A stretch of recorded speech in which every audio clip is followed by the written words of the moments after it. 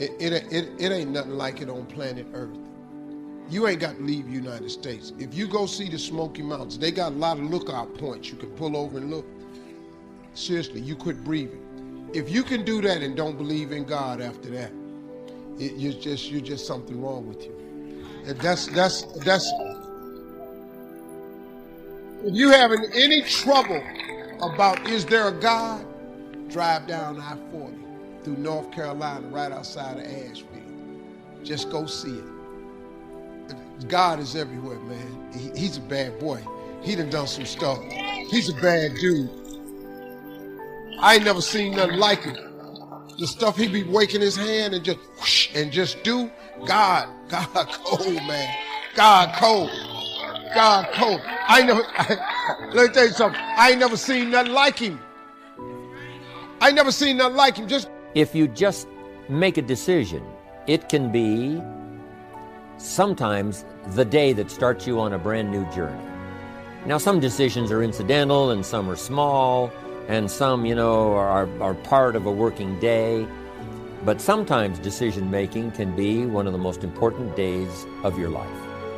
Maybe a decision you've postponed, and now you understand the penalty of postponing that decision. You've got to do something, and finally you come to the conclusion, today is the day. I now decide. And whether you decide on a new direction, whether you decide on a refinement in philosophy, whether you decide to act when before you haven't acted, you decide on a series of things that you're going to do, you decide. Deciding can be such an incredibly important, very exciting, inspirational day. Also, deciding sometimes starts the process of lifting our self-esteem. Sometimes when you look back on it, the day that you decided was just about as exciting as the day when you finally accomplished the project.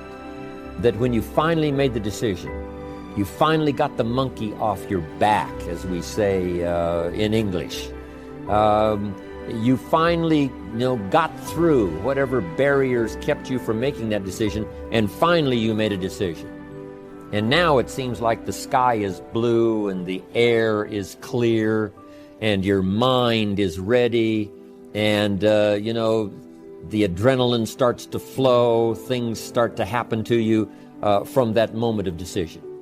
So that can be an incredible source of inspiration. Now, if you don't follow through, it's not going to last all that long. If you decide and then, postpone and you decide but you still don't get to it for a week or a month or a year, soon all that energy and that source of inspiration is all dissipated.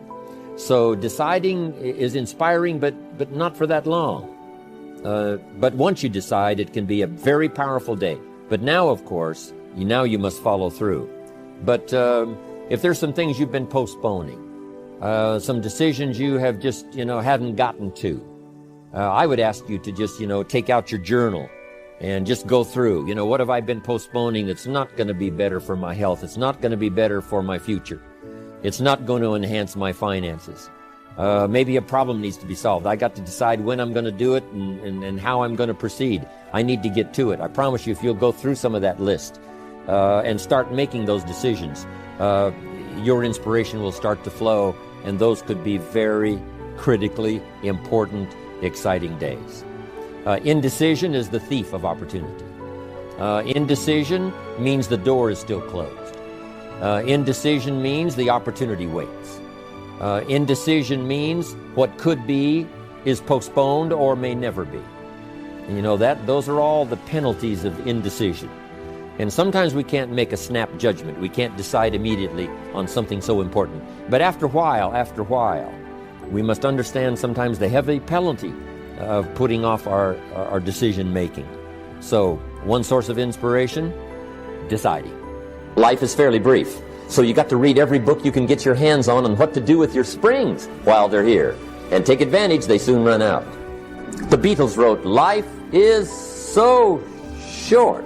And for John Lennon, it was extra short. But life is brief.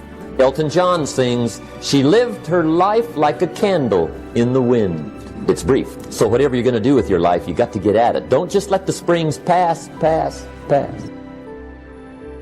changing your behaviors, overcoming negative habits, it's challenging. It's hard. That living alone is just very difficult. And once we begin to come to grips with the fact that living is difficult, life is very challenging. I heard a song once by a guy named Dimples called, "If It Ain't One Thing, It's Another." I say to you, if it ain't one thing, it's 12 others. Always something. You will never ever have a problem-free moment in life. Somebody said, and I like this, that you either in a problem or just left one or headed toward one. Anybody found that to be so? Raise your hand if you know what I'm talking about. I mean, there's always something. So how do we begin to nurture that hunger? What are the characteristics or the qualities of people that are hungry? What will it take for me to get some of the things that I want? And being hungry for those things, number one, you've got to work on yourself. It's very important that you engage in an ongoing process to develop you. Spend more time on yourself than what you've been spending. It's very important. You owe that to yourself. I was reading a book by Og Mandino called The University of Success. Read one line, gave me a chill. I didn't have to read anything else in the book. He said, many of us never realize our greatness because we become sidetracked by secondary activity. We spread ourselves too thin, don't know how to say no.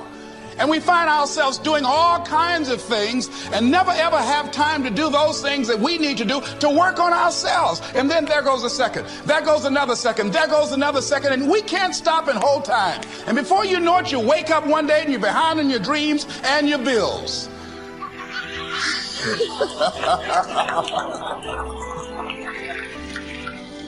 So decide that you're going to take some time to work on you, that you deserve that from yourself, that your life deserves some prime time because you are creating your own production. As Michael Todd would say, you are the star of your show. You are the director. You're writing the script.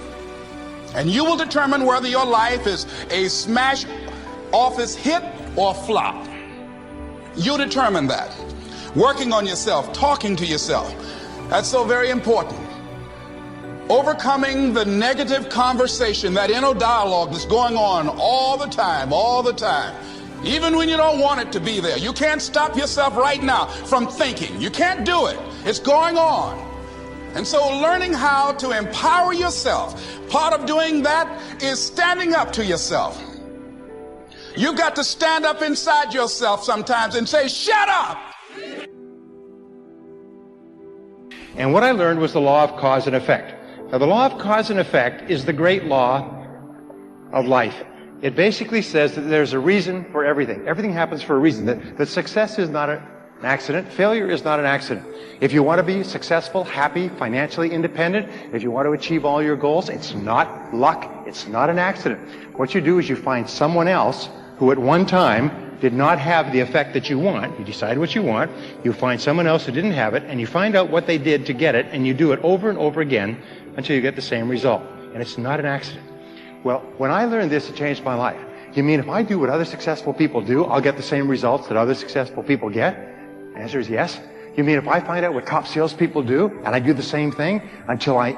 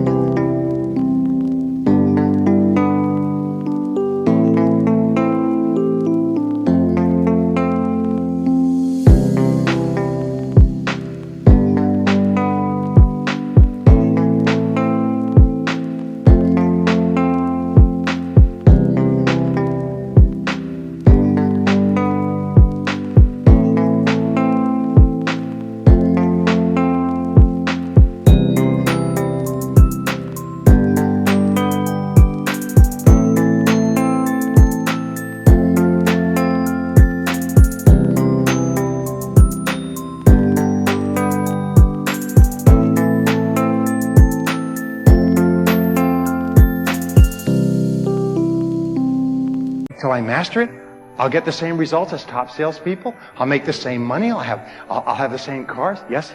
So I went out and I did it, and it worked. I couldn't believe it. And I'm not as good a salesperson as many people here. Many people here are better salespeople than me, but I learned the cause and effect relationships. I learned that selling is like cooking. There's recipes for selling. There's formulas. And if you follow them, and by the way, they spent $20-30 million in the last few years videotaping 55,000 sales calls and watching the calls and reviewing the videotapes and having people sit in the back taking notes. And they interviewed the salespeople before the sales call and afterwards, and they interviewed the customers before the sales call and afterwards. And if the customer decided to buy, they asked them, and they played the video, at what point did you decide to buy? If the customer decided not to buy, they asked, why did you decide not to buy? And they did this with 55,000 calls, and they began to draw cross correlations, and they found that every sale follows an exact process. And it follows an exact process in the customer's mind. And that if you sell the way the customers buy, you'll sell 5 and 10 times as much as you sell today. The reason that we don't sell is because we sell differently from the way the customer buys. It's the same as if I was to speak to you in German, or you were to speak to me in Chinese. I mean, it would be like using a different language that we don't understand. So what I found was that if you do what other successful salespeople do, based on the exhaustive research, your sales go up. And I tried it, and sales went up. And you could take people, I took people off the street who'd never sold anything in their lives, and I said, here's the system. And these are sometimes the very best salespeople of all, because they don't have any ideas or fixed ideas. So I said, just do it this way. Say these words, do it this way, say these words, do it this way. And they did, and their sales went like that. And they went past people who'd been selling for 5 and 10 years. Well, we do a broadcast. We're very fortunate here. We built our own studio about 4 years ago, and we can broadcast all over the world from here. And so I've been doing the odd broadcast at least once a week, Good News by Bob Proctor, and trying to help people become aware that although you cannot change conditions or circumstance, you don't have to let them control you. We can't control what's going on outside, but we can control what's going on inside, you know. And unfortunately, I don't think many of us have been raised to really understand that. Yeah. And it's a lack of understanding that's causing all our problems.